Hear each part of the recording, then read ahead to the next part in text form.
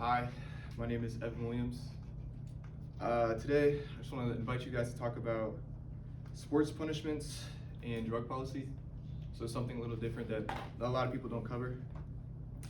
So like imagine you're training your whole life for your Olympics or the event you do or whatever you do or like what sport, and you get up there and you just lose to someone, but not to them being better, but just to cheating. Drug policy isn't strong enough. And according to the U.S. Anti-Doping Agency, 30% of athletes admit to using drugs with a guarantee that they would win and not get caught. Drugs are a lot more intense and common than you think.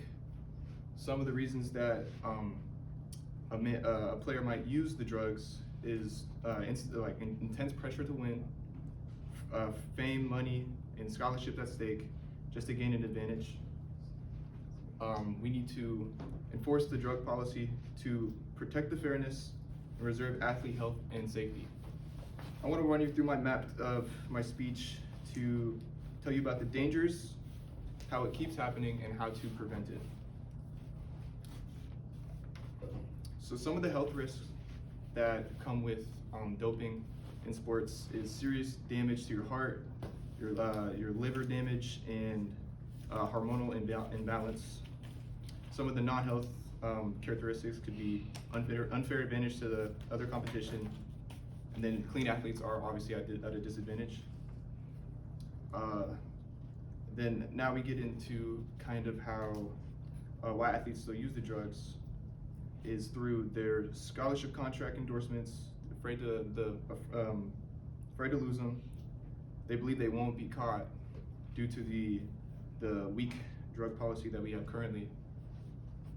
And so some of the characteristics of the drug policy are temporary suspensions, and the current punishments aren't really strong enough, and there's inconsistent enforcement. This takes us through the current test policies aren't frequent enough, and the only suspensions the only penalties include suspensions and fines, and tests could be avoided or beaten. Some athletes see the penalties are worth the risk. So to prevent this, I believe we should influence harsher punishments and longer suspensions. And I believe if an offender uses more and it repeats, we should establish a lifetime ban and really push those tests. So some of the counter arguments that people would have with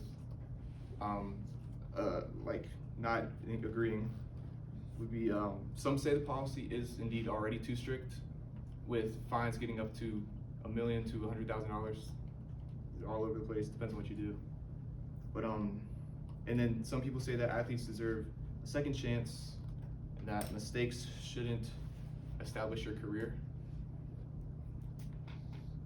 This is a very great argument to why the drug policy is already too strict, but I disagree and say that fairness and safety comes first in sports. So the drug policy is predominantly unfair.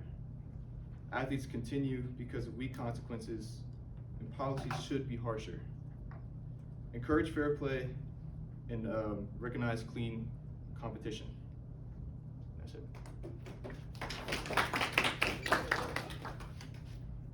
All right, feedback. I like this topic. I don't think I've ever heard anyone talk about this for real. Unless you are like an athlete, I feel like people don't really talk about it that much. And even when it is talked about, I feel like it kind of just goes under the rug. Period.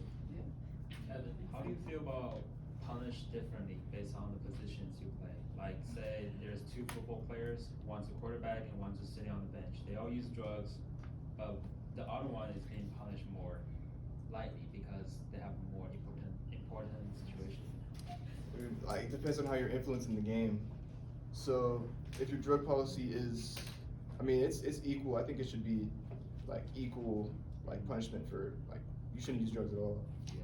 it doesn't matter if you're on the team. Like if you're wearing a jersey, you should represent like what you represent. Feel me?